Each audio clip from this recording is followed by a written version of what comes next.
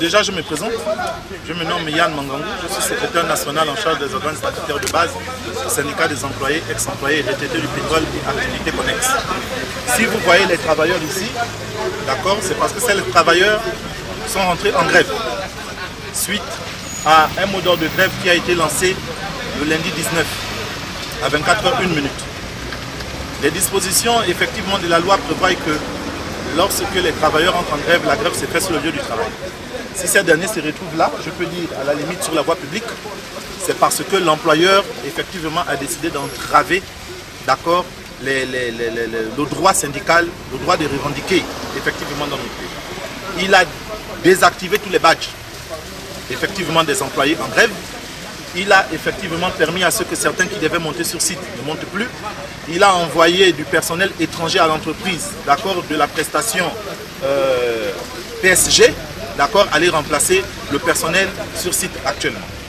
Donc, ces personnes-là sont assises parce qu'ils ont soumis des revendications auprès de leur employeur.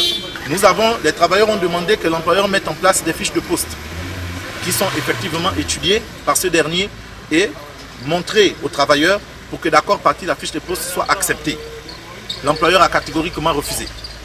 L'employeur a fait des fiches de poste de 5, 6 pages, 8 pages aux travailleurs pour les surmener, d'accord, à ce qu'effectivement ils commettent des erreurs et pour qu'ils s'en saisissent pour les licencier.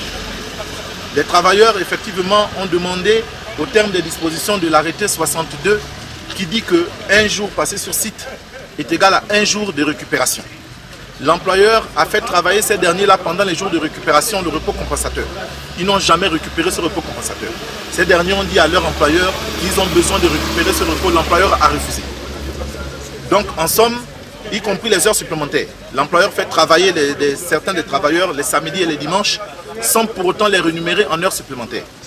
Mais il s'avérait qu'au cours effectivement des discussions, malgré effectivement l'apport de l'administration, l'employeur est resté sur ses positions. Et il a donné des noms catégoriques à tous les points effectivement du cahier de charge. Et il s'avérait même, le pire, c'est qu'aucun procès verbal n'a pu être signé. À l'heure où nous vous parlons, il y a des gens sur site, sur chantier en mer. Et actuellement, les choses vont très mal. Les gens effectivement sont prêts à en découdre. Si et seulement si on envoie des gens pour occuper leur poste de travail pendant qu'ils sont en train de revendiquer les droits que leur confère la loi.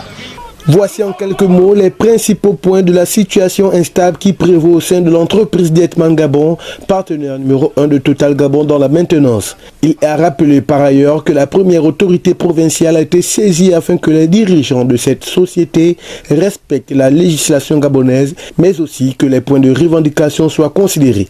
Les grévistes ont promis de dire sur le ton si rien n'est fait dans les tout prochains jours.